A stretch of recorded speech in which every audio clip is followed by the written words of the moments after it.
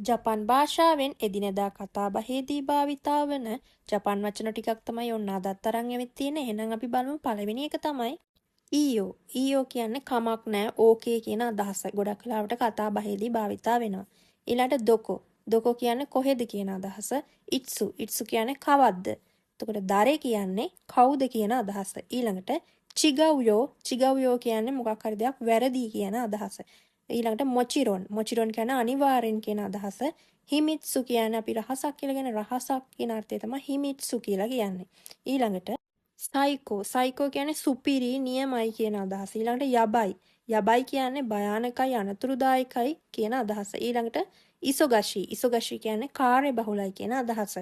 ඉතින් නිතර කතා බහේදී භාවිතා වෙන මේ ජපන් වචන ටිකත් හොඳට මතක තියාගන්න. ඒ වගේම මේ වීඩියෝ එක තවත් කෙනෙකුට ප්‍රයෝජනවත් වෙයි කියලා හිතනවා නම් ෂෙයා කරන්න. එහෙනම් තවත් වීඩියෝ එකකින් හමු වෙනකන් හැමෝටම බයි බයි සයෝනාරා.